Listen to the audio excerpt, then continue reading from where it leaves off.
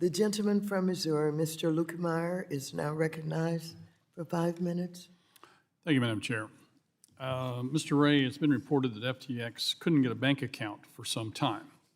As a result, FTX used Alameda Research's bank accounts. Does this raise any red flags for you, the fact they couldn't find a way to get a bank account? Well, there's a few red flags. Obviously, the bank situation should have been a real red flag for someone being asked to deposit money into an account that was not the exchange account. Certainly should have been a red flag for customers. Is Alameda a U.S. chartered bank, or is it offshore? Or the bank that they were using, I should say. It's really not a bank per se. It's just most of the entities in the structure they're just unregulated entities. So it's just an entity that passes through money. It's a hedge fund that does things. It doesn't have a bank account per se?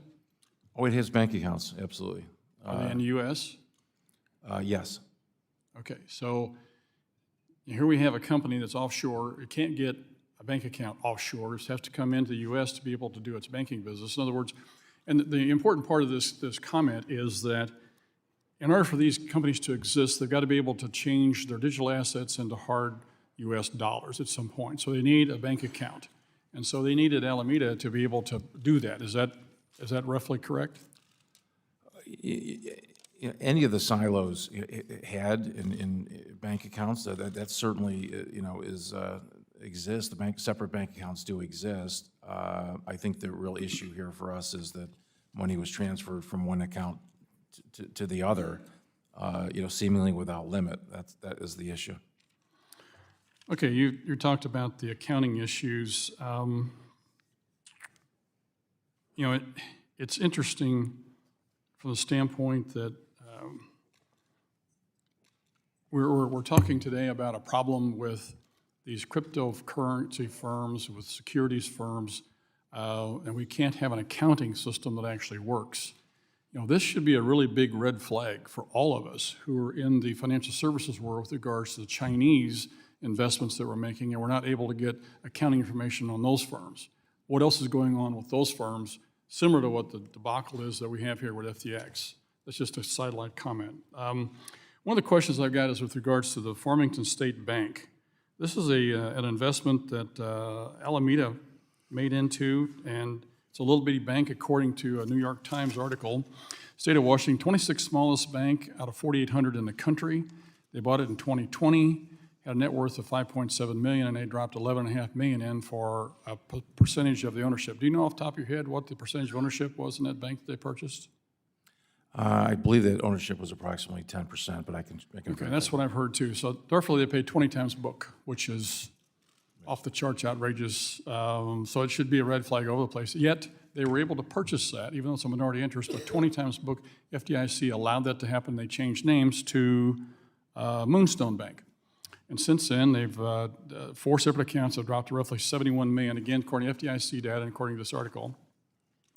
Have you looked at this relationship at all yet to see what's going on here and whether there's any irregularities at all?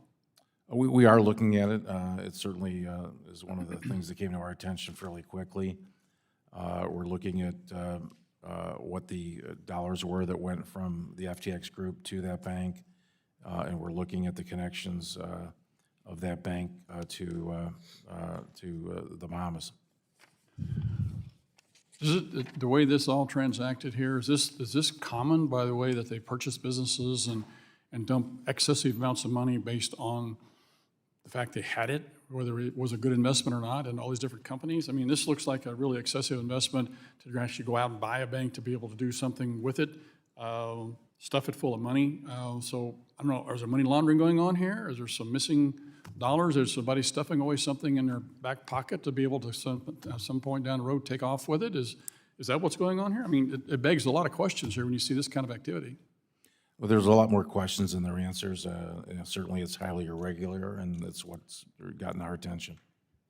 Well, I thank you for your comments this morning, and it's concerning when you see this sort of lack of accounting and you see somebody dealing in this sort of level of money, and there's lots of different companies where money shifts back and forth, and you wonder, by living offshore in the Bahamas, if there's not some faraway bank account that's being stuffed with money we'll never ever find.